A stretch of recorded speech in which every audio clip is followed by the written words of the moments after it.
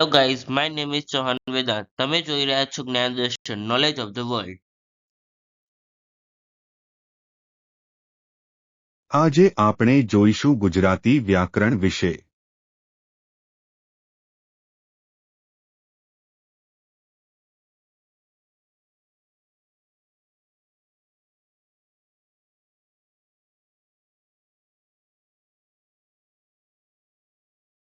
ગુજરાતી વ્યાકરણમાં આપણો પ્રથમ વિષય છે અલંકાર.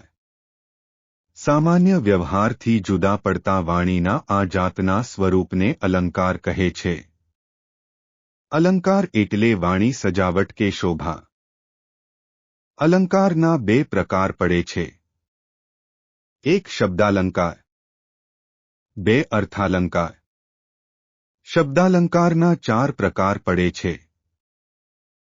એક વર્ણાનુપ્રાસ અલંકાર, બે શબ્દાનુપ્રાસ અલંકાર, ત્રણ અંત્યાનુપ્રાસ અલંકાર, ચાર પ્રાસસાંકળી અલંકાર. અર્થાલંકારના કુલ 13 પ્રકાર પડે છે. આપણે આજે 6 પ્રકારો વિશે જાણીશું.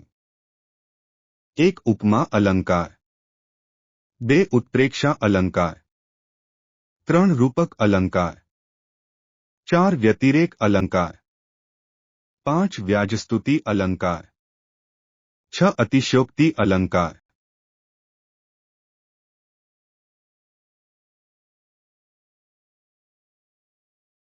શબ્દાલંકારમાં સૌપ્રથમ આપણે જોઈશું વર્ણાનુપ્રાસ અલંકાર વિશે. પંક્તિ કે વાક્યમાં એકનો એક વર્ણ કે અક્ષર બે કે તેથી વધુ વાર આવે તે વર્ણાનુપ્રાસ અલંકાર બને છે. તેના ઉદાહરણ આ મુજબ છે.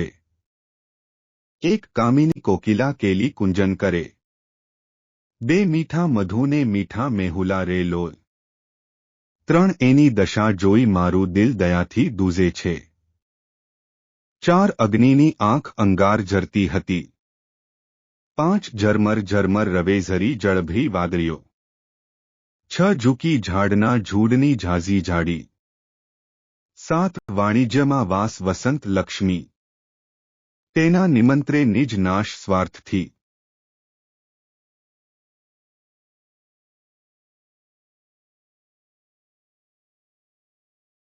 શબ્દાલંકારમાં હવે આપણે જોઈશું શબ્દાનુપ્રાસ અલંકાર વિશે. પંક્તિ કે વાક્યમાં એકનો એક શબ્દ પુનરાવર્તન પામે તો શબ્દાનુપ્રાસ અલંકાર બને છે.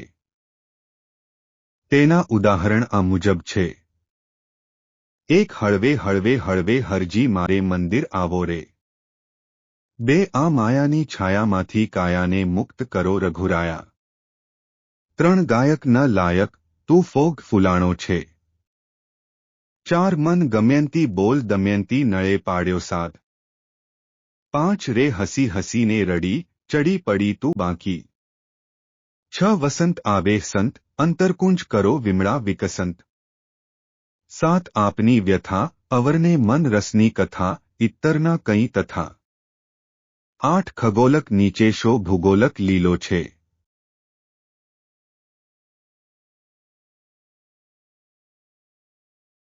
શબ્દાલંકારમાં હવે આપણે જોઈશું અંત્યાનુપ્રાસ અલંકાર વિશે. બંને પંક્તિના અંતિમ શબ્દનો પ્રાસ મળે તે અંત્યાનુપ્રાસ. તેના ઉદાહરણ આ મુજબ છે. એક પાને પાને પોઢી રાત, તળાવ જંપ્યું કહેતા વાત, બે મીઠો મીઠો વહેતો વા, મીઠો કો હૈયાની હા, ત્રણ દેહ પર તીણા ઉઝરડા નહોરના, ત્રીજી રહ્યા છે આજ ઠંડા ફોરના, ચાર સમીર આ સ્નિગ્ધ સુગંધ ભીના, કોના અહો હ્યદની હલકંત હીના.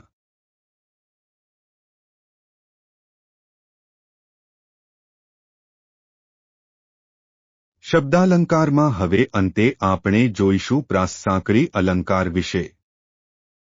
પહેલી પંક્તિનો અંતિમ શબ્દ અને બીજી પંક્તિના પહેલા શબ્દ વચ્ચે પ્રાસ બને તે પ્રાસસાંકળી અલંકાર.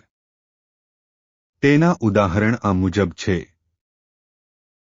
એક મહેતાજી નિશાળે આવ્યા, લાવ્યા પ્રસાદને કર્યો ઓછ, બે ઓ દરિયાફકીર, આરે કાંઠે ગાતો જાતો ગાવા પેલે તીર 3 આરે કાંઠે ગાતો જાતો સામે તીર 4 મામા આવ્યા લાવ્યા મજાની વાતો 5 વિદ્યા ભણ્યો જેહ તેહ ઘેર વૈભવ રૂડો વિદ્યા ભણ્યો જેહ તેહ સદાવ્રત આપે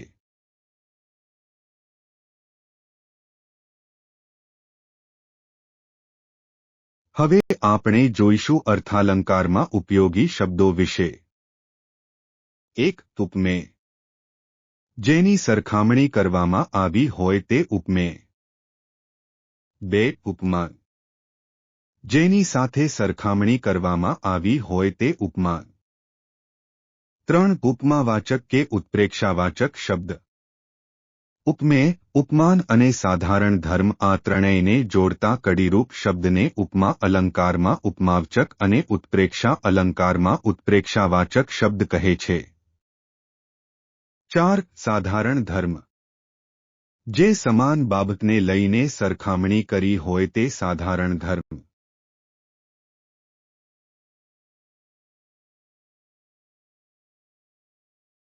હવે આપણે અર્થાલંકારમાં જોઈશું ઉપમા અલંકાર વિશે એક વસ્તુની બીજી વસ્તુ સાથે સરખામણી કરવામાં આવે તે ઉપમા અલંકાર તેના ઉદાહરણ આ મુજબ છે 1 ગીતાનું મુખ ચંદ્ર જેવું સુંદર છે 2 બળતા અંગાર સમી આંખો તેને ફેરવી 3 રાજ્ય ભોજ કર્ણશો દાનવીર 4 ધીમે ધીમે ડગ ભરતો તે મત ગજેન્દ્રની માફક કેટલાક ઉપમાવાચક શબ્દો જેમ જેવું જેવા જેવી જેવો માફક પેઠે તુલ્ય સમાન સરીખડો સમ સમો સમોવડું તણું તણા તણી કેલી કેરું કેરા શી શા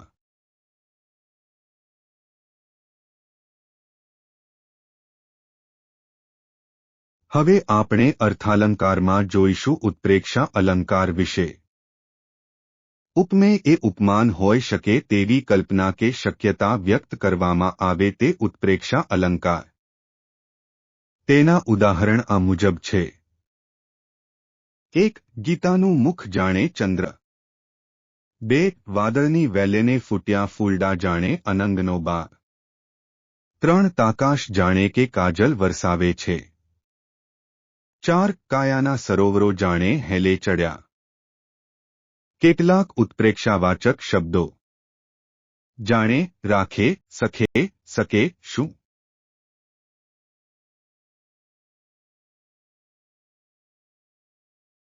હવે આપણે અર્થાલંકારમાં જોઈશું રૂપક અલંકાર વિશે ઉપમેય અને ઉપમાન બંને એક જ હોય કે એકરૂપ હોય ત્યારે તે રૂપક અલંકાર તેના ઉદાહરણ આ મુજબ છે 1 ગીતાનું મુખ તે ચંદ્ર 2 બપોર એક મોટું એક શિકારી કૂતરું છે 3 તમે રે સુકુરૂનું પૂમરું તમે અત્તર રંગીલા રસદાર 4 પંડ્યની પેટીમાં પારસ છે પડ્યો 5 દમયંતીનું મુખ ચંદ્ર જ છે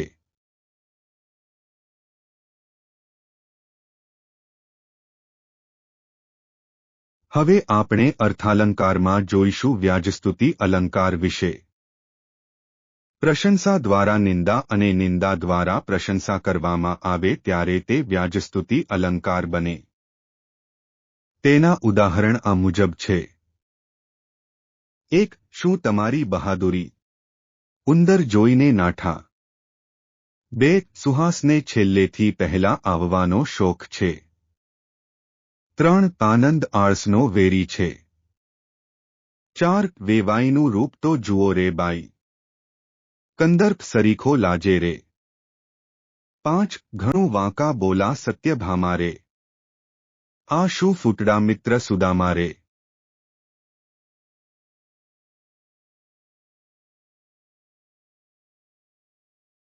હવે આપણે અર્થાલંકારમાં જોઈશું અતિશયોક્તિ અલંકાર વિશે વાસ્તવિકતાની હદ વટાવીને જ્યારે અશક્ય વસ્તુની રજૂઆત કરવામાં આવે અથવા ઉપમાન ઉપમેયને ગળી જાય ત્યારે અતિશયોક્તિ અલંકાર બને છે. તેના ઉદાહરણ આ મુજબ છે. 1. ખોબો ભરીને અમે એટલું હસ્યા કે કૂવો ભરીને રોઈ પડ્યા. 2. સીમમાં આગ વરસી રહી છે. 3. રે સૂર્યમાં માછલીઓ તરી રહી. 4. સુદામાના વૈભવ આગળ કુબેર તે કોણ માત્ર. 5. ત્રણે કાળને હૈયે આમરે ઝાડ બનીને કહેવું. મારે એક અગ્નગીત ગાવું.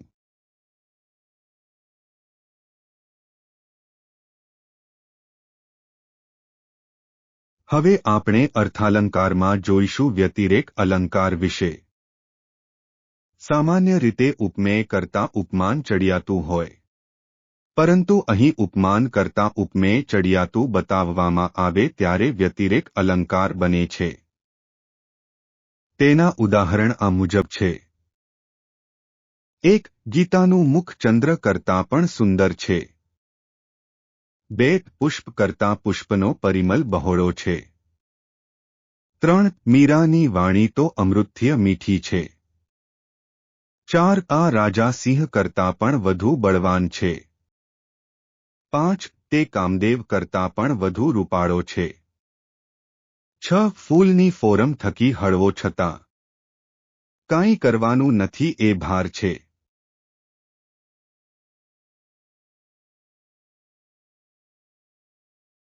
તમને આ વિડીયો સારો લાગ્યો હોય તો આ વિડીયોને લાઈક અને શેર કરો અને આવા વિડીયો બીજા જોવા માટે આ ચેનલને સબસ્ક્રાઇબ